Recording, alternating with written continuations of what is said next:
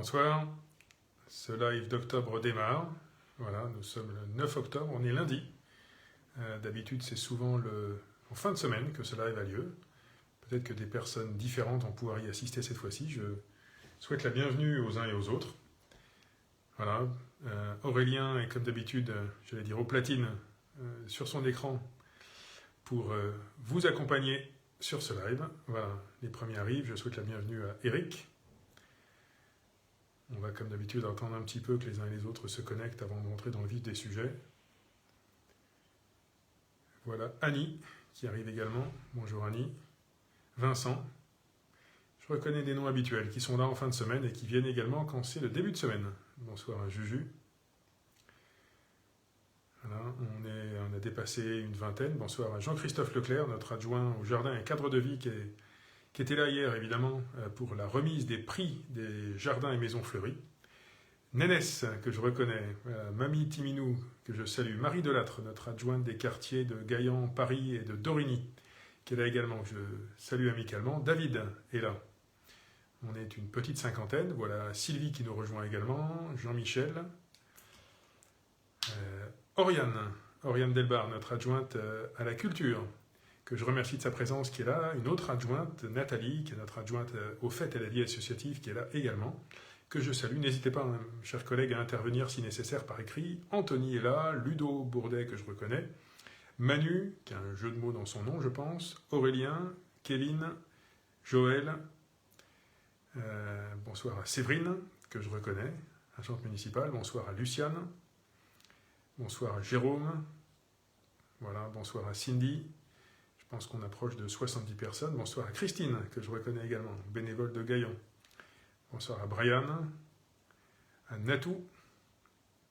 Voilà, on a dépassé les 70. Bonsoir à Charline Lemaître. Et si c'est bien tel qu'il s'agit, c'est une ancienne conseillère municipale qui nous rejoint, que je salue amicalement.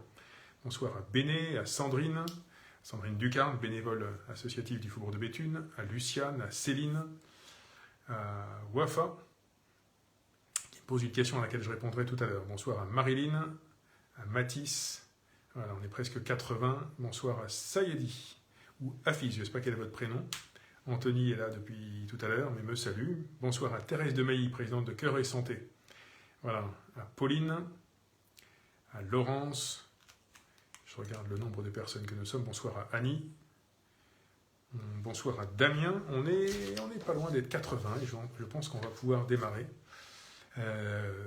Voilà, bonsoir aux uns et aux autres. Je ne vais pas forcément aller plus loin, comme à chaque fois dans les bonsoirs. Très heureux de vous retrouver, de vous accueillir.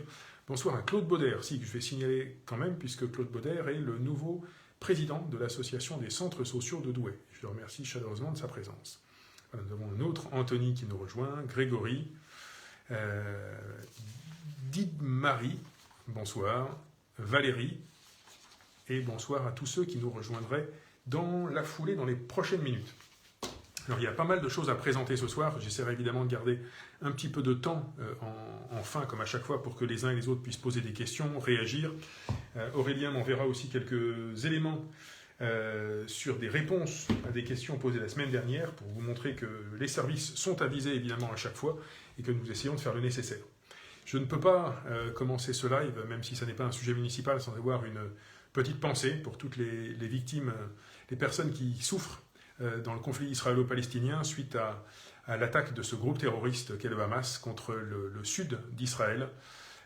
Voilà, plusieurs centaines de personnes sont mortes depuis 2 jours. Côté israélien, bien sûr, l'Israël a été attaqué. Et côté palestinien également, je pense qu'un certain nombre de personnes souffrent et qui ne sont pas forcément des soutiens du Hamas. Et voilà, mes pensées vont à tous ces civils, à toutes les personnes qui sont prises dans ce terrible conflit et qui ont souffert de cette attaque terroriste. Quelques mots sur notre actualité plus municipale. J'ai demandé au service technique de me faire un petit point sur les chantiers que nous avions. Je vais peut-être commencer par ça. Sur les quelques chantiers qui sont en cours ces jours-ci. Côté bâtiment, nous venons de livrer un très beau bâtiment, la nouvelle salle de la Tour des Dames, dans le parc du même nom. Nous avons refait complètement les vestiaires de la Tour des Dames, nous avons refait complètement le sol de la Tour des Dames, nous avons posé sur le toit des membranes solaires. C'est un très beau chantier, financé, je crois, par la région, financé par l'État, et qui est maintenant, voilà, flambant neuf. C'était pas simple parce qu'en plus la tour des Dames elle-même en face, la vieille tour, est classée monument historique. Donc c'était un chantier sensible. Nous sommes à Frémarais, dans un tout autre quartier, en train de préparer le chantier de la maison de quartier de Frémarais. Les installations démarrent et vont se poursuivre jusqu'à fin octobre et on démarrera concrètement le chantier lui-même fin octobre. Et ça, c'est un chantier attendu par les Frémaraisiens. Vous savez aussi que nous avons tout un plan de travaux sur la vitesse dans les rues.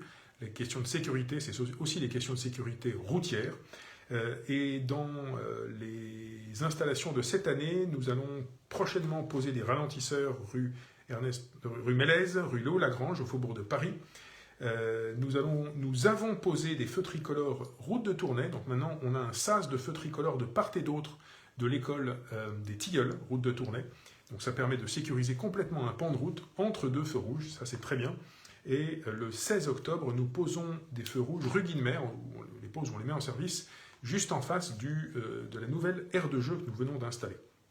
Je parlais de sécurité, on est aussi en ce moment en train de compléter le dispositif de caméras en centre-ville autour de la collégiale Saint-Pierre, du tribunal judiciaire, de la place d'Armes, voilà, pour compléter quelques angles morts que nous pouvions avoir. Et puis, on a beaucoup parlé la dernière fois d'éclairage public. Nous sommes en train en ce moment de changer les éclairages de la résidence Gaillan, qui passe en LED, et nous sommes en train également de changer les éclairages d'un certain nombre de passages piétons. Prochainement, vous verrez les éclairages de passage piéton en fait éteints et qui s'allument quand quelqu'un passe au passage piéton. Ça, c'est très bien parce que ça fait des économies quand il n'y a personne qui passe. Et en revanche, quand quelqu'un passe, ça allume l'éclairage et ça incite les voitures qui arriveraient à freiner. Et puis, voilà, nous allons l'année prochaine engager un certain nombre de changements en LED des éclairages de rue dans un certain nombre de rues de la ville. Le but, c'est dans les 5, 6, 7 années qui viennent, avoir changé tous les éclairages de Douai par des LED, remplacés par des LED, pour pouvoir définitivement laisser allumer toute la ville la nuit pour un coût très modique.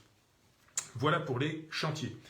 L'actualité de ce mois-ci, c'est aussi le mois Octobre Rose. Et j'aurais pu commencer par ça, puisque vous voyez à ma boutonnière, voilà, on ne le voit pas à la caméra, c'est ce petit nœud rose que j'ai là, qui est important. Le mois Octobre Rose, qu'est-ce que c'est? C'est un mois où on communique sur le cancer du sein. Cancer du sein qui peut toucher majoritairement les femmes, qui peut parfois aussi toucher les hommes, il faut y veiller. Et le message d'Octobre Rose, c'est, mesdames, faites-vous dépister, faites-vous surveiller. Un cancer du sein repéré et pris en charge très tôt a des chances très importantes d'être guéri, mais il faut le repérer. Donc à partir d'un certain âge, il est important d'aller faire une mammographie de manière régulière. Et messieurs, nous pouvons nous aussi parler de ce sujet avec les femmes qui nous sont chères, nos mères, nos sœurs, nos épouses, pour les encourager à se faire dépister. Autour de ce sujet d'Octobre Rose, un certain nombre d'initiatives que je salue.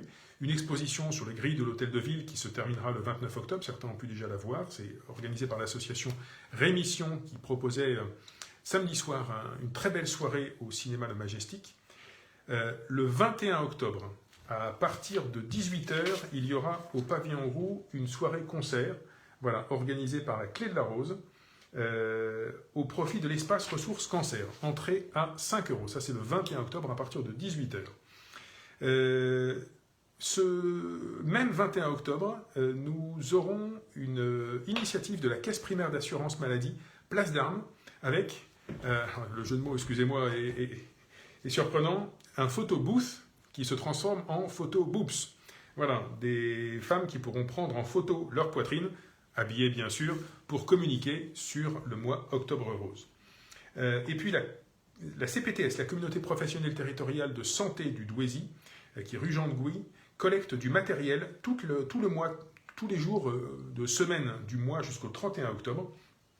Des tissus 100% coton, de la ouate de rembourrage, des fils, des aiguilles, des machines à coudre, afin de réaliser des petits coussins en porte-clés, je pense, au profit d'Octobre Rose. Voilà, donc rendez-vous sur le site de la CPTS, je pense, pour en savoir plus. Quelques infos avant de passer à l'agenda. La Croix-Rouge de la rue de Marchienne déménage. Vous connaissiez pour certains sans doute ce bâtiment de la Croix-Rouge qui est dans un vieux bâtiment industriel en mauvais état, derrière l'hôtel-restaurant du Volubilis. Eh bien, la Croix-Rouge déménage rue des Tranois. Ils y sont depuis le 11 septembre pour la Croix-Rouge et c'est en novembre les Restos du Cœur qui vont les rejoindre là-bas. Donc, tout le site de la rue de Marchienne, en tout cas pour la Croix-Rouge et les Restos du Cœur, ferme. Et rendez-vous pour les personnes qui fréquentaient ces lieux à Dorigny, rue des Tranois. Attention, les sites de la résidence Gaillan, du Faubourg de Béthune et de la Roseraie ne changent pas d'emplacement. Donc ces Restos du Cœur-là ne bougent pas et restent évidemment ouverts. Les infos en vrac, je les prends dans l'ordre où me les ont préparés les services. Je vous donne rendez-vous lundi soir pour une petite inauguration surprenante. Nous allons poser des sièges du mobilier urbain devant le conservatoire, mais du mobilier urbain très particulier, puisque l'Institut Mines Télécom, notre école des mines, va les avoir fabriqués en impression 3D. Et ces sièges auront une forme très particulière, un peu en ondes, puisqu'ils auront été fabriqués en fonction de morceaux de musique, de concerts dirigés par Georges Prêtre. Et c'est la vibration de ces concerts qui donne leur forme à ces étranges sièges qui seront posés devant le conservatoire lundi soir. Sujet encore complètement différent, notre comité des relations internationales recherche des familles bénévoles. C'est dans le Douai-Notre-Ville, mais je vous le signale, des familles bénévoles pour accueillir des jeunes Allemands mineurs pendant la semaine du 20 au 27 avril. Pour la nuit, le petit déjeuner et le repas du soir. Il n'y a pas forcément besoin de parler allemand, puisque ce sont des jeunes gens qui vont s'exercer un peu au français. Si vous parlez quelques mots d'allemand, c'est aussi bien. Si vous parlez quelques mots d'anglais, c'est très bien. Ce que nous cherchons surtout, c'est des familles chaleureuses et accueillantes, douaisiennes, pour accueillir ces jeunes gens. Un mot sur le parking du passage Gaillan, qui est désormais rouvert, mais dans un fonctionnement très différent de ce qu'il était auparavant. Désormais, le parking n'est plus ouvert pour des visiteurs simples qui viennent, qui prennent un ticket et qui ressortent. Il est ouvert uniquement sur abonnement, mais désormais 24 heures sur 24. On avait eu l'occasion d'en parler dans des précédents lives. L'abonnement mensuel est à 84 € par mois, mais si vous prenez en trimestriel ou en annuel, l'abonnement mensuel est moins cher. Toutes ces infos se retrouvent sur le site internet de la société gestionnaire, mais je pense qu'on le mettra peut-être en lien là dans les commentaires ou sur le site de la ville pour les personnes qui voudraient prendre un abonnement dans ce parking désormais rouvert. Voilà, et puisqu'on approche de la fin d'année, une information sur la fin octobre. L'accès au cimetière principal à l'approche de la Toussaint, les 3 cimetières de Douai, Dorigny, Frémarais, les 3 faubourgs et le cimetière principal, les 4 cimetières, est autorisé à tous les véhicules à partir d'aujourd'hui, lundi 9, jusqu'au 31 octobre inclus. Et puis également, du 9 octobre au 11 novembre, on ouvrira l'arrière du cimetière principal, le long d'Arbel, Fauvérail, pour que les personnes qui veulent faire intervenir des entreprises de nettoyage, de marbrerie, puissent le faire dans tout le courant du mois d'octobre.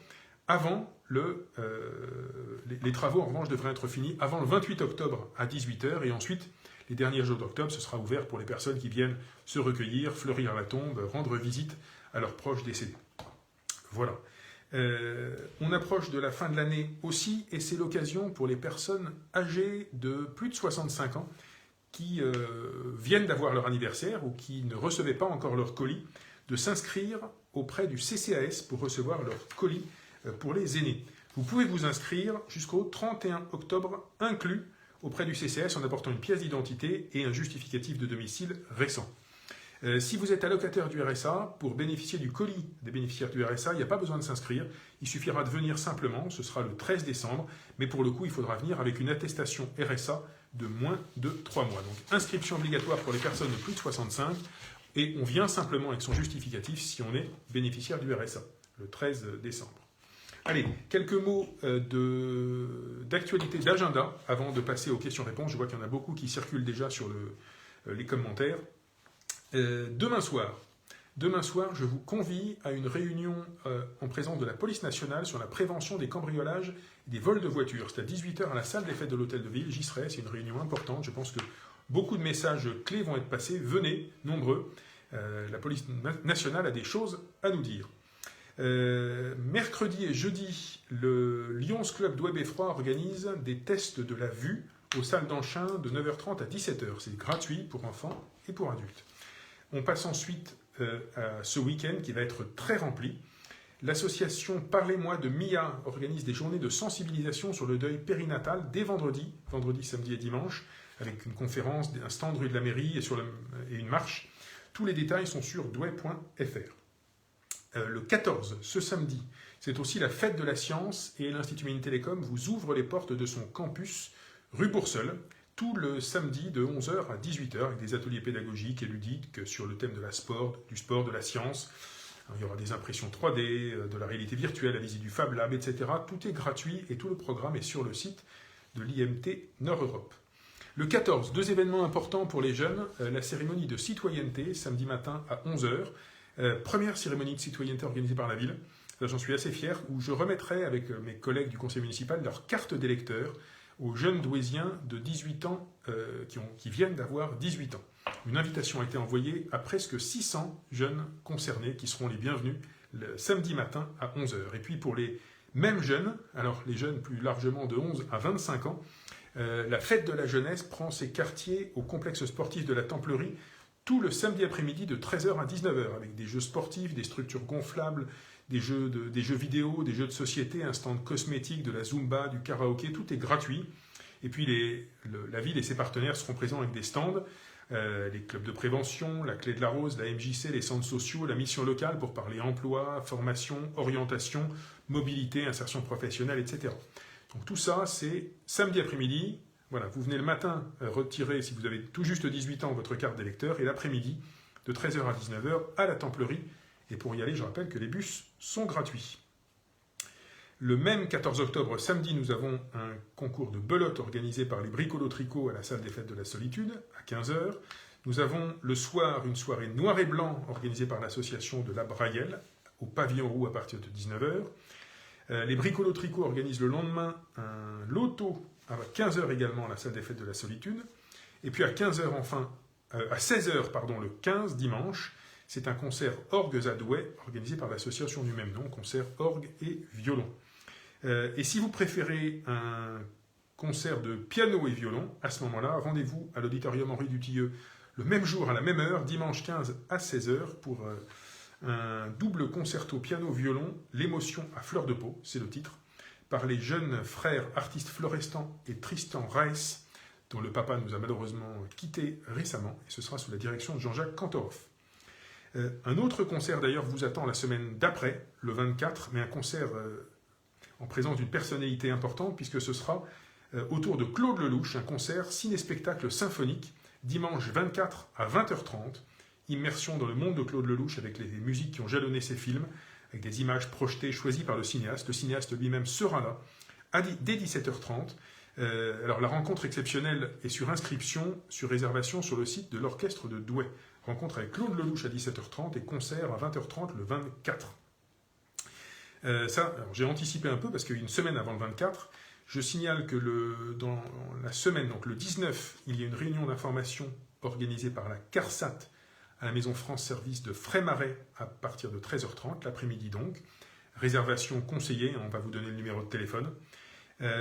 L'Agence nationale pour la garantie des droits des mineurs tient une permanence le même jeudi de 9 h à 10 h 30 à la Maison France Service. Donc le matin, c'est la NGDM, l'après-midi, c'est la CARSAT. Le même 19 octobre, vous aurez un conseil municipal à 18 h à la maison de proximité Camille Guérin. Le lendemain, 20 octobre, ce sera le conseil communautaire à Gaillan Expo. Je signale d'ailleurs un spectacle le 20 octobre qui n'est pas dans Douai Notre-Ville, qui n'a pas été inscrit dans la plaquette du théâtre. C'est une petite surprise, mais ce sera un spectacle de stand-up. Alors ce sera un stand-up magique et de la magie et du mentalisme. Ce sera le 20 octobre à 20 h, je crois, me précise notre directeur du conservatoire, du théâtre et du conservatoire. Oui, c'est ça, le 20 octobre à 20 h, autour de l'humoriste et magicien Antoine Leroux. Un partenariat avec l'Éléphant dans le Bois, et c'est 5 € pour tout le monde. Voilà, juste avant les vacances scolaires. À propos de vacances, tout le programme des vacances d'automne est dans une petite brochure que vous pourrez trouver à l'accueil de tous les sites municipaux. Les vacances d'automne, je le rappelle, c'est du 20 octobre au 5 novembre, avec dedans les animations Halloween, par exemple, au musée, au parc de loisirs, à la bibliothèque, il y a des stages à l'école d'art et au musée, il y a des concerts du Brass Band, il y a les médiévales fantastiques à Archéos, des événements sportifs, une exposition, je crois que ce sera le salon des artistes douésiens, des stages d'aisance aquatique, le spectacle de Polonia d'ailleurs, qui sera le 28 et 29 octobre. Voilà, tout ça, vous le retrouvez dans la plaquette des vacances d'automne à Douai. Et puis je signale l'exposition des chefs-d'œuvre du cabinet de dessin au musée de la Chartreuse qui est en cours jusqu'au 8 janvier 2024, avec de magnifiques dessins de David, Greuze, Duterte, Duhem, Cross, exceptionnellement réunis dans notre musée de la Chartreuse tout cet automne, jusqu'au 8 janvier. Il est 18h50, quelques mots peut-être sur le retour du Facebook Live du 15 septembre. J'ai parlé tout à l'heure du feu rouge, du feu tricolore de la route de Tournai, qui normalement est maintenant allumé. L'éclairage public de l'avenue de Recklinghausen est remis en service depuis le 18 septembre. Voilà, c'était simplement qu'on assurait ce remplacement par des LED, donc ça c'est fait, je l'ai dit, en début de live. Je vous encourage, si vous avez posé des questions tout à l'heure en tout début, à peut-être me les reposer maintenant. Je regarde les commentaires. Merci à Aurélien d'avoir partagé les informations pratiques que je viens de donner. Un monsieur du Var qui me dit qu'il a adoré le beffroi et ses sonnailles. Alors, je ne sais pas si ce sont des sonnailles, mais en tout cas, merci à vous, Martine. Monsieur, c'est une dame. Et n'hésitez pas à parler de Douai dans le Var. Les Varois sont les bienvenus dans le Nord et peuvent venir découvrir l'hospitalité des gens du Nord. Vincent de Monchaux, qui dit malheureusement, même allumé, il y a des agressions partout. Alors je ne sais pas s'il y a des agressions partout, il peut y avoir effectivement des agressions dans la rue, pas forcément que aux heures où c'est éteint d'ailleurs. C'est un sujet sur lequel nous travaillons avec la police. Et comme vous dites, si c'est allumé, il faudra payer la facture. Alors la facture, moi je souhaite la faire réduire, c'est ce que je disais tout à l'heure, en remplaçant nos éclairages par des LED. Morgane Richard d'ailleurs pose la même question, à quand l'éclairage de la nuit? Très honnêtement, j'ai commencé à regarder... j'ai l'impression que la caméra s'était inversée. J'ai appuyé sur le bouton sans m'en apercevoir, mais vous m'entendiez quand même. J'ai regardé les perspectives financières pour l'année prochaine avec les services tout à l'heure. Nous sommes dans une situation compliquée. L'inflation touche fortement les communes et l'économie que nous permet cette extinction nocturne de l'éclairage est très très précieuse. Si nous devions rallumer tout l'éclairage maintenant sans être passé en LED, c'est un demi-million d'euros qu'il faudrait aller chercher sur d'autres économies, sur d'autres dépenses, et ce serait quelque chose de très compliqué. Je peux vous dire que même avec cette économie que nous faisons, même en éteignant l'éclairage public, l'année 2024 va être très compliquée. Heureusement, nous sommes dans une bonne situation financière, votre ville est bien gérée, nous avons une ville économe, une ville peu endettée. D'autres villes ne seront pas forcément dans la même situation favorable pour affronter cette période financière très difficile, mais elle ne sera pas simple quand même.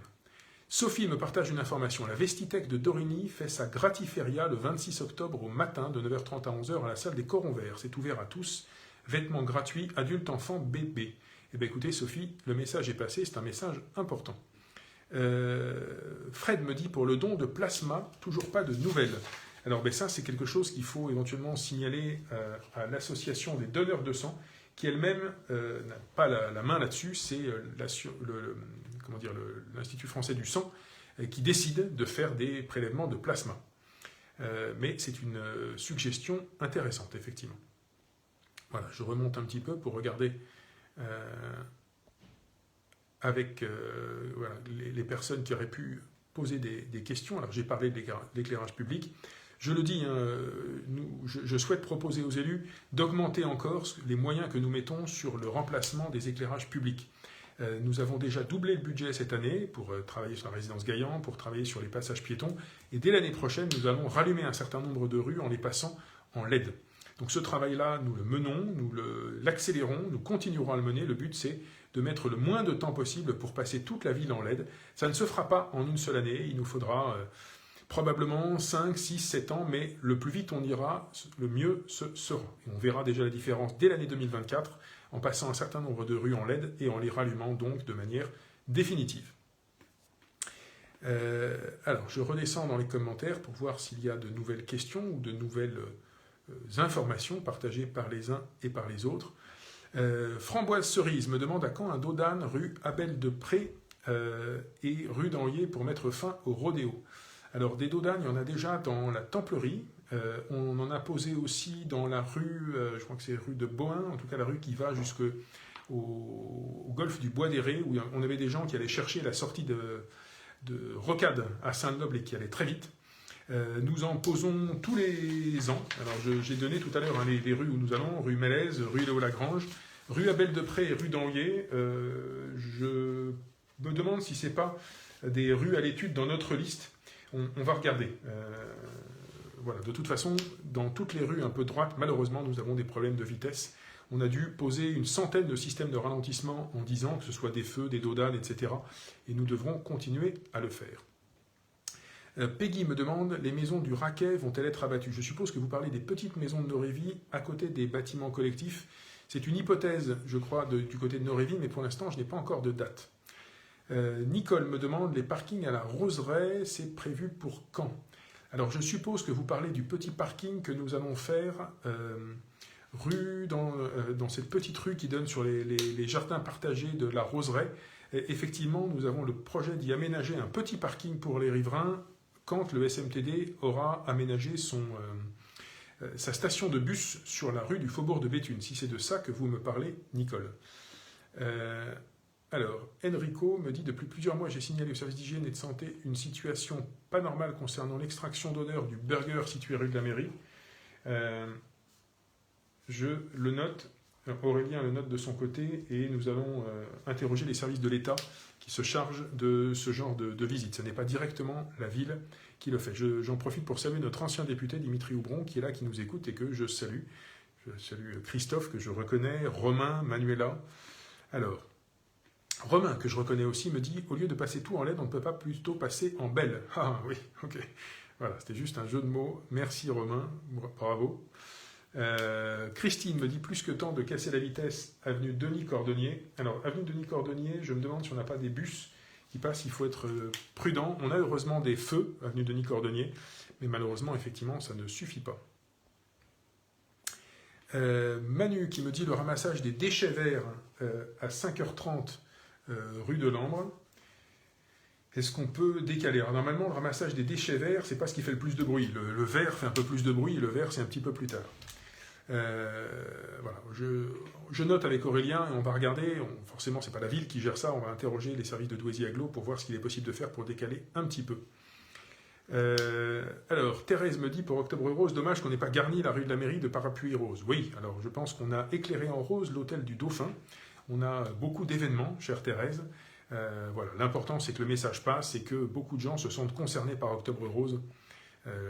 La décoration est une chose, le message qu'on transmet en est une autre. Romain Bourgeois me dit, rue de la Liberté, une maison vide appartenant à ICF.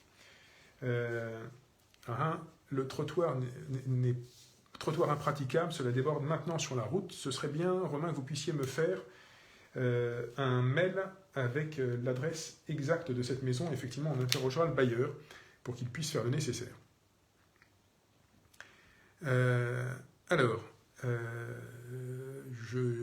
J'ai Christine qui réagit aussi sur la vitesse. Bon, sur la vitesse des automobilistes, c'est vrai qu'on a un certain nombre de personnes qui conduisent comme des fous. Malheureusement, la ville, elle, fait sa part. Je tiens à le redire, depuis 10 ans, on a posé une centaine de systèmes de ralentissement. On a mis la ville à 30 km/h. On a acheté un radar mobile que nous utilisons de manière très régulière. On flash des gens, on pénalise des gens. Malheureusement, il y aura toujours des gens pour penser qu'ils sont sur un circuit de voiture. Voilà. Nous continuerons ce travail qu'on ne peut pas faire en une seule fois, mais chaque année nous posons des systèmes de ralentissement, chaque année entre une demi-douzaine et une dizaine au total, avec tous les chantiers que nous faisons pour sécuriser nos rues. Wafa me dit, n'oubliez pas ma question pour les petits déjeuners pour les écoles maternelles. Alors ça, j'ai un gros point d'interrogation sur les petits déjeuners, dans la mesure où c'est financé par l'État, et l'État nous avait dit il y a quelques années, on le fait, on y va, on finance, et maintenant j'ai l'impression que l'éducation nationale fait machine arrière et nous dit, là on ne les financera plus. Si l'État n'est pas à nos côtés, difficile de mener ces petits déjeuners, d'autant que c'est sur temps scolaire, donc il faut vraiment l'aval de l'éducation nationale. Je trouve que c'était une bonne idée. Ce serait dommage de l'arrêter, surtout dans un moment où certains enfants ne mangent pas forcément complètement à leur faim. Morgane me demande s'il y a un concours de maisons décorées pour Halloween. Alors, vous pouvez décorer votre maison pour Halloween, je vous y encourage. Il n'y a pas de concours avec remise de prix. On ne peut pas le faire toute l'année pour tout, parce que sinon on le fait aussi pour Noël, on le fait déjà pour les maisons fleuries. Mais n'hésitez pas à décorer votre maison, ce sera toujours très sympathique et très agréable. Yannick, Thermomix, me demande bonjour, à quand le passage de la machine pour nettoyer les trottoirs? Alors Yannick, il faudra me poser la question peut-être par mail, sur votre rue précisément. Nicole me dit, pareil à la roseraie, les rodéos en moto, scooter et quad. Alors, après ça, contre les rodéos, la réponse, c'est pas forcément uniquement de mettre des ralentisseurs. D'autant qu'un scooter ou un quad, quelquefois, le ralentisseur sert de tremplin et on s'amuse à peut-être même en appuyer dessus. En revanche, je signale, si vous habitez dans le quartier, que vous avez des informations sur les gens qui font des rodéos, du quad dans le quartier, et que vous savez où dort le véhicule, faites-le moi savoir. Pas mal de gens ont mon numéro de téléphone, moi je prends l'information, je la transmets à la police, je ne dis pas forcément d'où ça vient, mais on est capable ensuite d'aller interpeller la personne, de vérifier si le scooter est en règle, s'il y a l'assurance, s'il y a le titre de propriété. C'est quelque chose que nous pouvons largement faire. C'est beaucoup plus utile que d'intervenir à chaud au moment où les personnes roulent, ce que la police hésite toujours à faire, parce qu'il y en a qui font les malins, mais qui ne savent pas bien conduire, et qui risquent de tomber si on les surprend. Arnaud me dit, la taxe foncière a fortement augmenté, que s'est-il passé? Eh bien écoutez, elle a fortement augmenté parce que l'État a augmenté la valeur des bases foncières au niveau de l'inflation. Alors, comme tout a augmenté d'à peu près 7% cette année, l'État a choisi d'augmenter la valeur de nos logements de 7%. Donc ce n'est pas le taux voté par la ville qui a augmenté, c'est la valeur des bases décidée par l'État. Donc c'est un choix que je peux comprendre, encore une fois c'est en lien avec l'inflation. Notre président de la République avait dit que c'était la faute des maires. Non, pas du tout. Encore une fois, ce sont ces services, les services de Bercy, qui ont fait ce choix, et un choix cohérent avec le niveau de l'inflation. Framboise Cerise me dit, les véhicules qui font du rodéo sont des voitures immatriculées à l'étranger. Oui, ce sont souvent d'ailleurs des voitures de location. Maintenant, si vous avez des informations sur les personnes qui se livrent à ces rodéos, je suis preneur. Et n'hésitez pas à appeler aussi la police. Parfois, ils ne peuvent pas venir parce que les véhicules sont pris ailleurs, mais parfois, ils peuvent aussi venir. Et au moins, quand vous appelez la police, c'est enregistré. Et moi, quand j'en reparle à la police nationale, on me dit oui, effectivement, il y a eu des appels, donc c'est un sujet qui est dans nos archives. Alors, Romain me dit, je reviens du championnat du monde de frite, j'ai payé 0 € en stationnement en hypercentre. Alors, je pense que c'était peut-être gratuit pour le championnat du monde de la frite, mais le stationnement est aussi payant à Arras. Il est payant sous les places à Arras, dans beaucoup de villes, spécialement à Arras. Donc, à la chance, c'est pas le cas de beaucoup de villes d'avoir le Barlet. Le Barlet suffit-il? Je ne sais pas s'il suffit, mais le Barlet est vaste, il n'est pas toujours plein, loin de là. Et quand l'agglo aura construit dans l'année prochaine, je crois, le parking à étage derrière la passerelle de la gare, beaucoup de gens qui viennent se garer au Barlet pour prendre le train, ils ont place au Barlet. Alors, Shirley me parlait de la majoration de 3 € matin pour la garderie et la cantine. Alors, effectivement, c'est un sujet sur lequel je n'ai pas échangé avec la directrice des affaires scolaires, je vais le faire. Je rappelle quand même que la majoration, elle est liée au fait qu'en réalité, les parents ne payent pas le coût réel, le coût complet, ni de la garderie, ni des cantines. Le coût est payé par la ville et par la CAF. Et quand les enfants ne sont pas là, la CAF ne finance pas forcément, et en revanche, la ville, elle, paye, et paye pour rien. D'où l'importance de mettre ces majorations qui encouragent les gens à consommer exactement les services qu'ils consomment et que l'enfant soit là quand le service est réservé. On va bientôt s'arrêter parce que ça bug un petit peu, me disent certaines personnes. Je pense que nous avons passé un certain nombre de questions. Voilà, c'est pas mal. Merci de vos questions, merci beaucoup de votre participation. C'est toujours très riche, très vif le live. Certaines personnes se disent peut-être « Ah, il n'a pas répondu à ma question ». Si c'est le cas, je m'en excuse, mais venez à ma permanence, venez me rencontrer, j'en serai très heureux. Envoyez un mail, je le lirai et je vous répondrai, j'en serai très heureux aussi. Et puis, adressez-vous à vos adjoints et adjointes de quartier, adressez-vous à vos adjointes et adjoints thématiques qui tiennent des permanences, qui sont à votre écoute, qui sont très disponibles pour vous rencontrer, je le sais. Ce sont des personnes de terrain. Donc, je vous dis à toutes et à tous, à très bientôt. Merci d'avoir suivi ce live. Bon mois d'octobre et terminons peut-être sur Octobre Rose. Soyez là le 21, participez aux différents événements de ce mois Octobre Rose et surtout passez le message, le cancer du sein n'est pas une fatalité. En se faisant dépister, on peut le découvrir très tôt, le traiter, le soigner et en guérir.